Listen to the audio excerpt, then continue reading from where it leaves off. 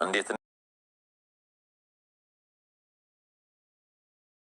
የሰው ደስታ የሚያስደስተው ሰው ብቻ። እስኪ ሀና ደስ እንዳላት ሁላችሁም ደስ ይበላችሁ ነው የምለው። ሌላ ምንም ልል አልችልም። በተለይ ደግሞ የማዳም ቅመሞች ወይዘሮ ሜላት ሀናን በጣም ነው ያስደሰተቻት። ምክንያቱም ሀና ግልጽ ሆና ባትናገርም ወይዘሮ ሜላት ለአባቷ መታከሚያ የተወሰነ ገንዘብ እንደምትሰጣት ስትነግራት፣ በእርግጥም በአባቴ ጉዳይ ማንም ሰው እንዲገባ አልፈልግም ብላ ብትግደረደርም ጨንቋታል። ሰላም ጤና ይስጥልኝ ውድና የተከበራችሁ የቻናል ተከታታዮች እንኳን ደህና መጣችሁ። ላይክ፣ ሰብስክራይብ፣ ሼር በማድረግ እስከ ቪዲዮ ፍጻሜ አብራችሁን ቆዩ። ታሪኩ እንዲህ ነው። ወይዘሮ ሜላት እንግዲህ ሀናን አምናና ወዳ ሰራተኛዋ ብትሆንም እንኳን እንደ ሰራተኛዋ አያዩዋትም። እሷም እንደ ቤተሰብ እንጂ እንደ አሰሪና እንደ ሰራተኛ አይደሉም። በተለይ ደግሞ ከምላሴ ጋርና ከሰላም ጋር ያላት ቅርርብነት በጣም ደስ የሚል ነው። ሰላም አሁን ላይ ለእሷ ያላት እንክብካቤና ለእሷ ያላት ክብር ለየት ያለ ነው። በመጀመሪያው አካባቢ ሰላም ለሀና ያላት ጥላቻ ከምንም ከማንም በላይ ነበር። አሁን ግን ሰላም ለሀና ያላት ክብርና ፍቅር በጣም ደስ ይላል።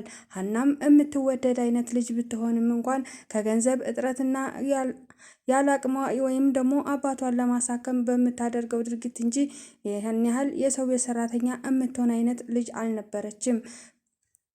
ወደ ዋናው ጉዳይ ስንገባ ወይዘሮ ሜላት ወይ ሀሴት ወይም ደግሞ እርግበይ የምትባለው ልጅ ተገናኝታለች።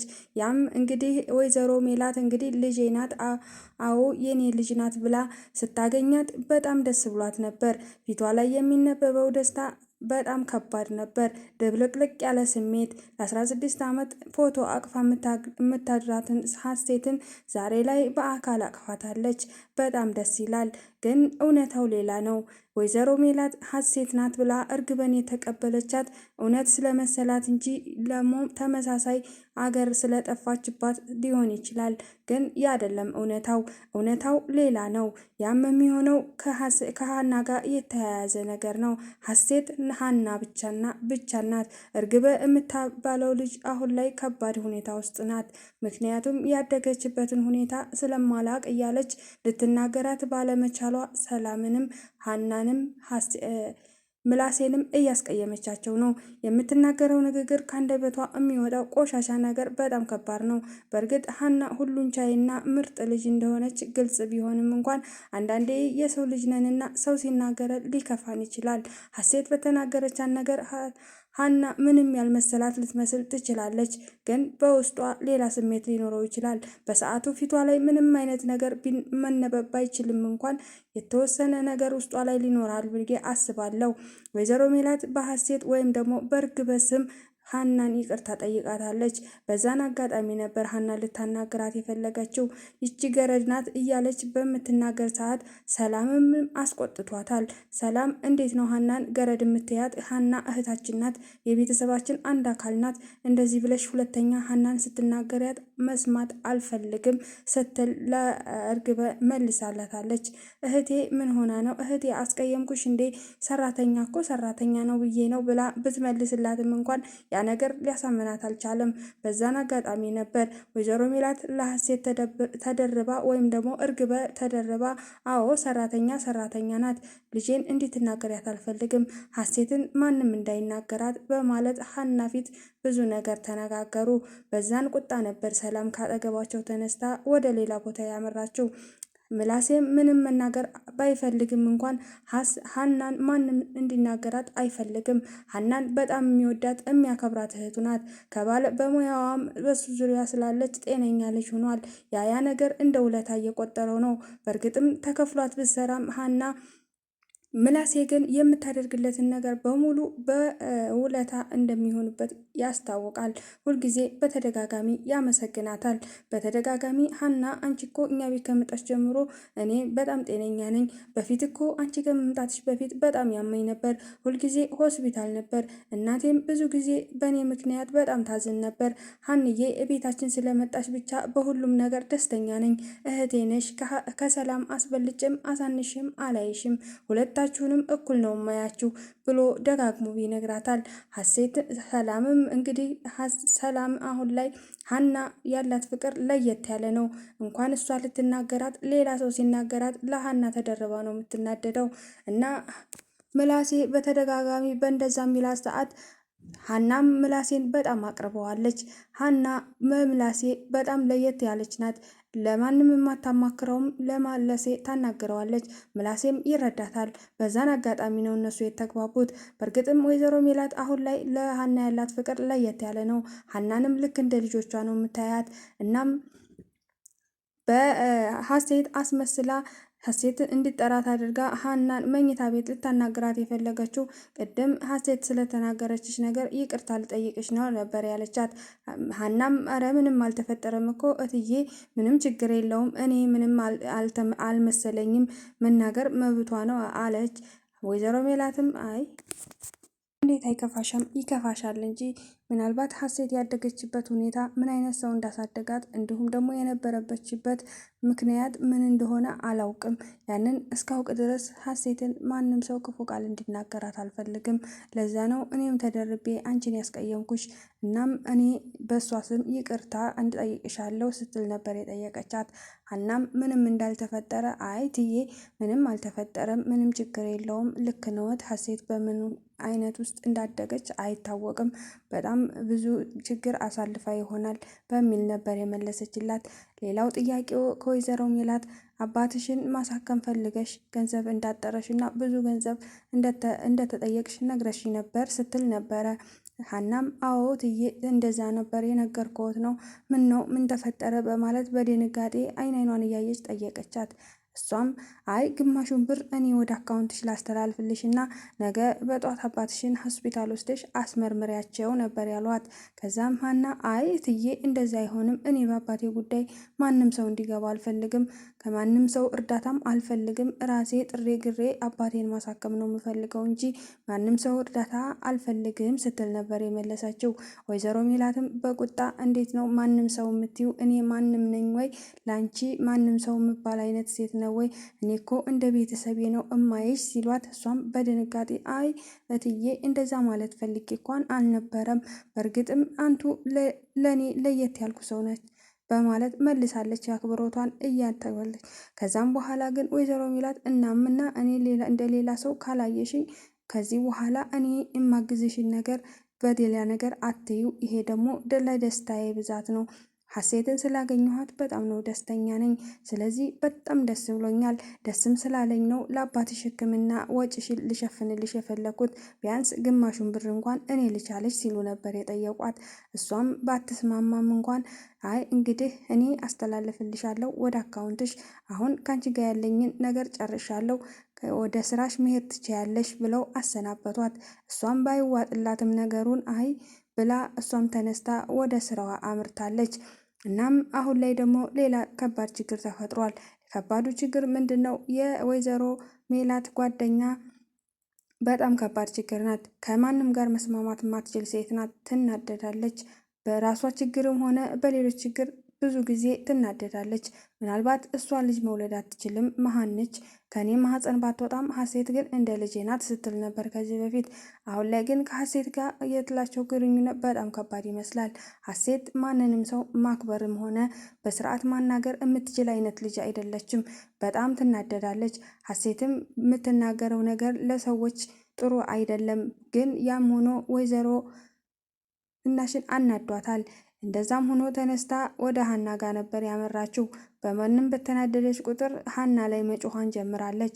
ሀናን ገብታ ለልጅቷ ምግብ ስሪላት፣ በዚህ ሰዓት ለምንድን ነው ስልክ የምትነካኪው? ስራ የለሽም ወይ? ሰራተኛ እኮ ነሽ አንቺ፣ ለምንድን ነው ስልክ የምትጎረጉሪው? በማለት ነበር የጀመረችው። እንዴ አሁን እኮ ስራዬን ጨርሼ ስራ ስለሌለኝ ነው፣ ምን የሚሰራለ እትዬ እዘዙኝና ልስራ ብላ በአክብሮት ጠይቃት ነበር። ግን እሷ በማመናጨቅና ከባድ ቃላቶችን በመጠቀም ሀናን መናገሯን ቀጥላለች። ሀናም ትንሽ ግራ በመጋባትና በመወዛገብ የምትናገራትን ነገር ለመመለስ ቢከብዳትም ግን ጥያቄውን በጥያቄ ላይ ስትደራረብባት ሀናም ስላልገባት ደግማ ስትጠይቃት ይህች ልጅ ጤነኛ አይደለችም ወይ በማለት ሀናን መሳደብ ቀጥላለች። እንደውም ሆኖ ሀና ምንድን እንድሰራ ነው የፈለጉት? የማናት ልጅ ምንድን ነው? እኔ ልጅ እርግብ የምትባል ልጅ ስላላወቅኩ ነው። ለምንድን ነው በስርዓት የማይነግሩኝና የማያስረዱኝ ስትል ጠይቃት ነበር። እሷ ግን ይቺ ልጅ ጤነኛ አይደለችም በማለት ስድቧን ቀጥላለች። ሀናም አይዬ በማለት በጣም ይቅርታ እትዬ ሊነግሩኝ የፈለጉት ነገር ስላልገባኝ ነው ብትልም ሀናን እንደዛ በማድረግ በመጨረሻም እርግበ አዲሷ ልጅ የወይዘሮ ሜላት ልጅ ናታ ጥሩ ምግብ ስሪላት ስትል አዘዘቻት። ሀናም ምን አይነት ምግብ ይሆን የምትፈልገው? እኔ ምን እንደሚፈልጉ አላቅም፣ ስለዚህ ሊነግሩኝ ይችላሉ እትዬ ስትል በአክብሮት ጠየቀቻት። እሷም አሁንም በማመናጫጨቅ ሌላ ትርጉም አልባ ቃላቶችን እየተናገረች ነው። ከዛም በስተመጨረሻ በሩን ዘግታባት ወጣች። ሀናም ምንድን ልስራላት እያለች ብታስብም ሊመጣላት አልቻለም። ምናልባት ምግብ ሰርቼ እሷ የማትፈልገው ነገር ቢሆን ለምን ምግቡ ይከስራል፣ ስለዚህ ሰላምን ላናግራት ብላ ወደ ሰላም ጋር ነበር የሄደችው። ሰላምና ምላሴ እንደተለመደው ለሀና ያላቸው ክብርና ፍቅር ለየት ያለ ነው። ሰላም ለሀና አሁን ላይ ያላት ነገር በጣም ደስ ይላል። ሀናን የሚናገርባትም ሆነ በክፉ አይን የሚያይባት አትፈልግም። ምክንያቱም ሀና ጓደኛዋ አድርጋታለች። ከብዙ መከራ ያወጣቻት ሀና ዛሬ ላይ ሰላም ያንን እንደ ውለታ ቆጥራ ለሀና ያላት እንክብካቤ ለየት ያለ ነው። እናም ሀና ወደ ሰላም አምርታ ነበር በሰዓቱ። ሌላው ጆሮና ተምች አሁን ላይ ተገናኝተዋል። ችግራቸውንም በቀላል መንገድ ፈተውታል። እንዲህ ነበር ነገሩ። ጆሮ ባልገባው ነገር ሀናን ሲያወራን ነበር ተምች። እናም እሱ የተረዳው በዛ ሰዓት እኔ እያፈቀርኳት አፈቅራታለሁ ብዬ ነግሬው እንዴት ነው ከሀና ጋር ግንኙነት የጀመረው ከኔ ተደብቆ የሚል ነበር ሀሳቡ። ግን ተምች ደግሞ በዛ መንገድ አልነበረም ሀናን ሲያናግራት የነበረው። ሀናን ሊያናግራት የነበረው እንዳየ ነው በባለፈው ክፍል።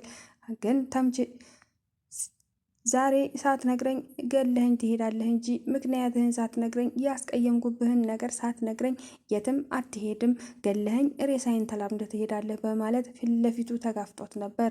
ጆሮም እባክህን አንተ ሰውዬ ዞር በልልኝ ከፊቴ፣ ምንድነው የምትፈልገው? በቃ እኔ ሁሉንም ነገር ትቼዋለሁ፣ ከአጠገቤ ዞር በልልኝ፣ አሁን በመንገዴ ላይ አትቁም፣ ልሂድበት ሲል ነበር። ተምችም አይ አትሄድም፣ ለምንድን ነው የዘጋሃኝ? ምንድን ነው ምክንያትክ? ለምንድን ነው የገገምከው? ያን ያህል የሚያስቀይም ነገር ተናግሬያለሁ ወይ? ምንም ደግሞ ያስቀየምኩ ነገር እንደሌለ አይሚሮ ውስጥ አለ። እኔ እንቅልፍ መተኛት አልቻልኩም። ጆሮ ሳትነግረኝ የትም አትሄድም። እኔ እኮ ወንድምህ ነኝ፣ ከወንድምህም ከበላይ ነኝ። አሁን ላይ እኔ እናንተ በእንደዚህ አጋጣሚ መጣላት አለብኝ ወይ? እስከዛሬ ተቻችለንና ተባብረን አንድ ላይ ሆነን አልነበር ሁሉንም ችግር የምናልፈው? ዛሬ ምን ተገኝቶ ነው እኔን እንደዚህ የምትጠላኝ ብሎ ጠይቆት ነበር። ተምችም እንግዲህ እውነታውን ማወቅ የፈለገ ይመስላል። በጣም ተናዶ ነበር። ለምንድን ነው የገገመብኝ በዚህ ልክ? እኔ ምን አድርጌው ነው እያለ ብዙ ቀናቶችን እንቅልፋቶ ስለነበር ከዛም ጆሮ ሀናን ስታወራት አይቻለሁ፣ ያም ደግሞ አልፎ እጇን ስስማት አይቻለሁ ነበር ያለው። ከዛ የተምች ንዴት እዚህ ላይ ነበር የጀመረው። ጆሮም ለምንድን ነው ደግሞ ልትዋሸኝ ነው ወይ? ገግመክ ልትዋሸኝ ነው ወይ? እኔን ልትዋሸኝ አይችልም። በአይኔ በብረቱ ነው ያየው ፊት ለፊት። ስለዚህ ለምንድን ነው የምትዋሸኝ? ለምንድን ነው በዚህ ልክ እንደዚህ የሆንከው? አላቅህም ማለት ነው ተምች እያለ ስድቡን ቀጠለ። ተምችም አንተ በቃ እኔን አታቀኝም። እኔን እንኳን ልጠረጥረኝ ትችላለህ። እንዴት ነው ሀና ልጠረጥራት የቻልከው? ሀና እንደዚህ አይነት ልጅ ናት ወይ? ራስህ አልነበር ወይ የነገርከኝ? ስለ ሀና ብዙ ነገሩን አንተ ነበርክ ስታወራኝ የነበረው። እንዴት ነው በዚህ ልክ እኔን የጠረጠርከኝ? ብሎ ተምች በጣም ተናደደ በጆሮ። ጆሮም ተናዷለ። በስተመጨረሻም ተምች በቃ የራስህ ጉዳይ፣ እንደውም ከዚህ በኋላ አይንህን ማየት አልፈልግም። አንተ በዚህ እኔን ከጠረጠርከኝ በቃ እንደዚህ አይነት ነገር ሁለተኛ ጓደኝነታችን እዚህ ጋር ያበቃል ብሎ ነበር ትቶት የሄደው። ጆሮም ትንሽ በመወዛገብ እንደ ይሄ ልጅ ምን አስቦ ነው? ምን ሆኖ ነው በሰዓቱ ያወሩት ነገር ብሎ ትንሽ ተወዛገበ። ጆሮም ተከትሎት ነበር፣ ግን ተምች አምርሮ ነበር፣ ሊያየውም አልፈለገም። ከዛ መንገዱን ቀጠለ። ተምችም ወደ ሌላ መንገዱ ከሄደ እሱም ቀጥታ የሄደው ወደ አባባ ኖላዊ ጋር ነበር። አባባ ኖላዊ ጋር እቤት ከሄደ በኋላ ትንሽ እየተጨዋወቱ በነበረ ሰዓት ተምች ድንገት በሩን ከፍቶ መጣ። ሁለቱም እዛ ተገጣጠሙ። ከዛም ተምችና ጆሮ ሲተያዩ ልክ እንደባለፈው ተፋጠጡ። ሲፋጠጡም አባባ ኖላዊ ቁጣቸውን ጀምረዋል። አንተ ናቶሎ እያልኩ ልትሄድ ነው እንደረግጠኸኝ ና በልግባ ናቶሎ ብለው አስመለሱት ተምችን። ጆሮም ለምንድን ነው እንደዚህ የሚሆነው? ለምን አባባ ሲጠሩክ ዝም ብለህ ረግጣቸው ትሄዳለህ ብሎ ነበረ በሰዓቱ። አንተ ትናንትና ረግጣቸው አይደለ እየሄድከው? ደግሞ ነገሮችን በሙሉ እኔ ላይ ነው ወይ የምታጠምደው ምናምን ብሎ ተምችም በጣም ተናደደ በሰዓቱ። አባባ ኖላዊም ባካችሁ የእናንተን ጭቅጭቅ የምሰማበት ጊዜ የለኝም፣ አትጨቃጨቁብኝ፣ አሁን ዝም በሉ፣ ችግራችሁ ምንድን ነው? ተነሱና ተቃቅፋችሁ ታረቁ ሲሏቸው ሁለቱም አይ ምክንያቴን ሳልናገርማ አልታረቅም ሲል ነበር ተምች። ምክንያቱ ምን ይሰራልኛል? እኔ እኮ አባት ነኝ። የእናንተ ምክንያት ተራ ወሬ የምሰማበት ጊዜ የለኝም። ስለዚህ እኔ የእናንተ ምክንያት መስማት ስለማልፈልግ ተነስታችሁ ተቃቀፉና ታረቁ ሲሏቸው እነሱም ትንሽ በመግደርደር ትንሽ አደረቋቸው። ከዛም በስተመጨረሻ ተምችና ጆሮ ታርቀዋል፣ ተቃቅፈዋል። ደስ ይላል በጣም። ምክንያቱም ተምችና ጆሮ ከልጅነት ጀምሮ አብሮ አደግ ጓደኛሞች ናቸው። ከጓደኛሞችም አልፎ በጣም ወንድምና ወንድም የሚመስሉ ናቸው። በጣም ደስ የሚሉ ናቸው። ጨዋታቸው በጣም የሚመጥናቸው። እናም አባባ ኖላዊ በዛን ሰዓት ደስ አላቸው። በመሀላችሁ ማንንም ሰው ማስገባት የለባችሁም። እናንተ እኮ ወንድማማቾች ናችሁ። ለምንድን ነው የምትጣሉት? እኔ ደግሞ አባታችሁ ነኝ። እንደ አባት ተቆጥቼና ገስጬ ማስታረቅ ግዴታዬ ነበር። አሁን ደግሞ አንድ ሁለት ምክሮችን ጣል ጣል ላርግባችሁ ሲሉ ሲቀጥሉ ጆሮ ብድግ ብሎ ኧረ ፋዘር በባዶ ሆድ ምክር አይነፋም። ስለዚህ ባዶ ሆድ ምክር ጥሩ ስላልሆነ ሲል ተምች ብድግ አለና እኔ ጋር ገንዘብ አለ ሂደን ምሳ ልጋብዛችሁ አለ። አባባ ኖላዊም ሀይ እናንተን አምኜማ ምግብ ቤት ሂጄ ምግብ የተበላበትን እቃ ማጠብ አልፈልግም፣ ምክንያቱም ታዋርዱኛላችሁ ነበር ያሉት። ተምች ግን በኮንፊደንስ አይ እኔ ጋር ብር አለ ፋዘር፣ ምንም እንዳይጨነቁ እውነቴን ነው ልጋብዛችሁ ምሳ አሏቸው። እርሳቸውም እሺ ብለው ተስማምተው ደጋግፈው አነሷቸው። በዛን ሰዓት በጣም ነበር ደስ ያላቸው አባባ ኖላዊ። አሁን ልጆቼ በስተውልኛል እግዚአብሔር ይመስገን ብለው ፈጣሪያቸውን አመሰገኑ። በድክመታቸው አንዱ ሲሄድ አንዱ ሲመጣ ሁል ጊዜ ልጆቻቸው በዙሪያቸው አሉ።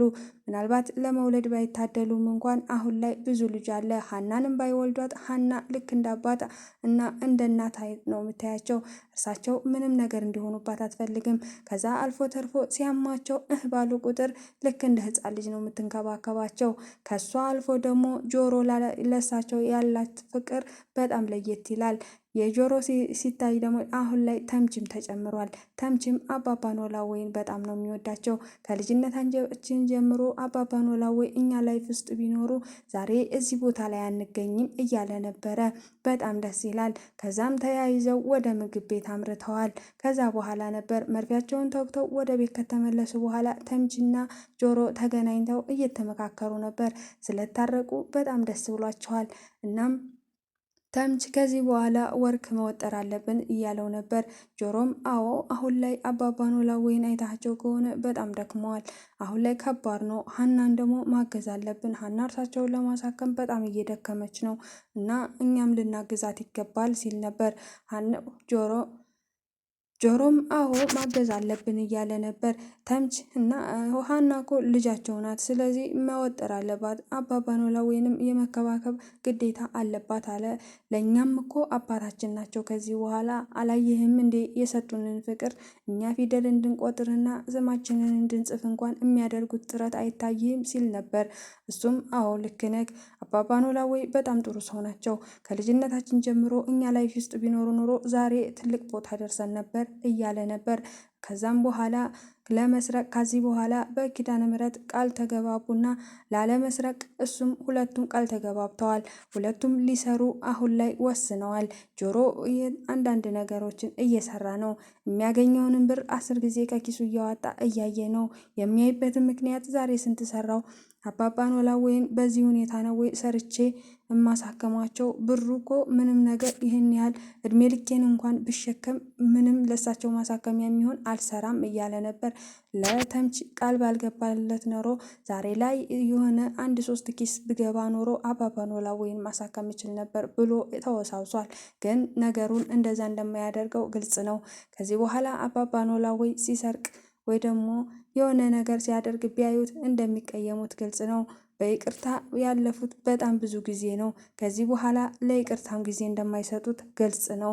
ተምችም ለመስራት አባባ ኖላዊን ለማሳከም ተስማምቷል። ሀና በሌላ በኩል እንግዲህ ወይዘሮ ሜላት ልትረዳትና አባቷን እንድታሳክም ገንዘብ ልትሰጣት እንደሆነ ሲያውቁ ምን ያህል ደስተኛ እንደሚሆኑ እንግዲህ ቀጣይ ክፍል አብረን የምናየው ይሆናል። በጣም ደስ የሚል ድራማ ነው እና ወይዘሮ ሜላትም እንግዲህ ሀናን ስላገዘቻት በጣም ደስ ይላል እና ቀጣይ ክፍል በሚቀጥለው ሳምንት ይዘንላችሁ እስከምንመጣ ድረስ ቸር ሰንብቱ። ላይክ፣ ሼር፣ ሰብስክራይብ አይረሳ እና ከልብ አመሰግናለሁ ስለምትከታተሉ።